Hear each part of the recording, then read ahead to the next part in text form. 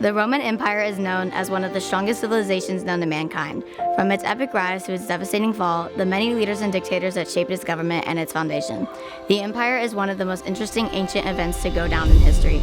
Let's dive in deeper, how the empire started and ended, and most importantly, how Roman culture still remains today. Julius Caesar was assassinated on March 15, 44 BCE.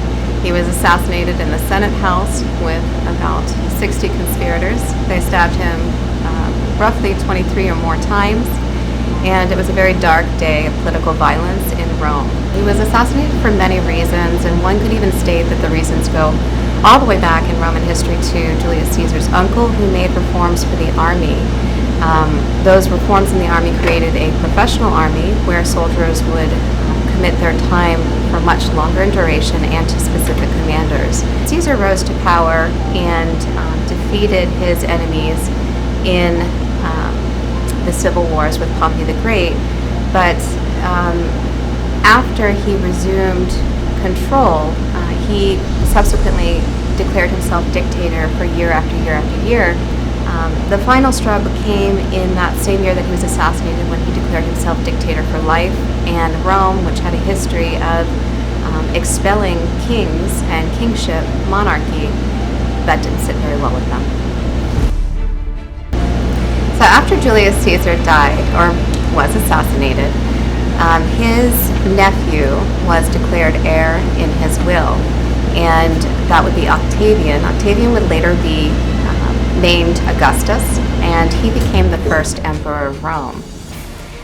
He defeated Mark Antony and Cleopatra in the east, and from that point forward brought peace and prosperity. That is perhaps Augustus's greatest achievement, was the Pax Romana. After almost a series of 100 years of civil war in Rome, Augustus brought about 40 years of peace and prosperity to the nation. What else did he do? He had an extensive building projects throughout Rome and the empire. In fact, on his deathbed, he made a comment that he found Rome a pile of bricks and left it marble. And then he also passed a lot of laws, a lot of morality laws, a lot of laws related to marriage. He also instituted a taxation system, a census system, and in general benefited the Roman people in a great. So the five good emperors would include Nerva, and then following Nerva was Trajan, Hadrian, Antonius Pius, and then the last was Marcus Aurelius. And they're called good emperors because they greatly benefited the Roman Empire, and they did so in a way that was different than prior emperors. They were not related. However, they did adopt one another as the generations went down to ensure that that person would be the emperor.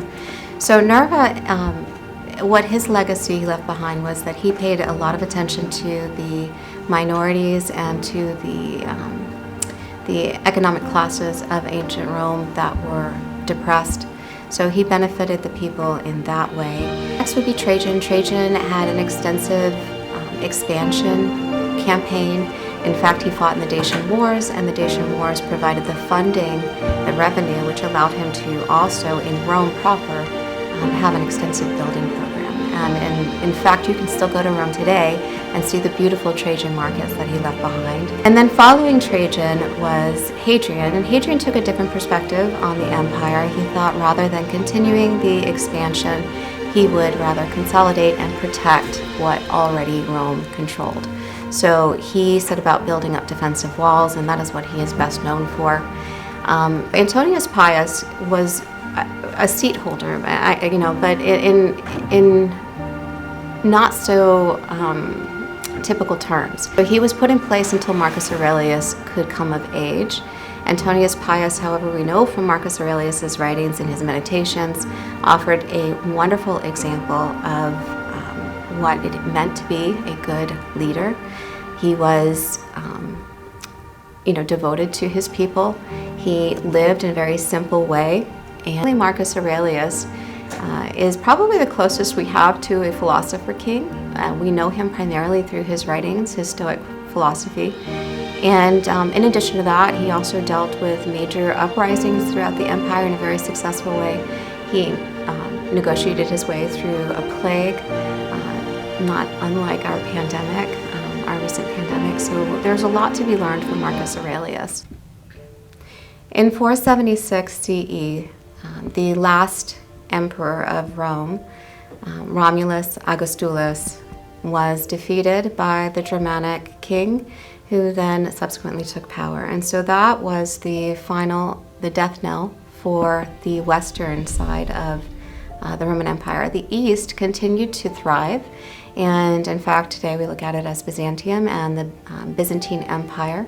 And so the two split. So when we say the fall of the Roman Empire, we're really talking about the West.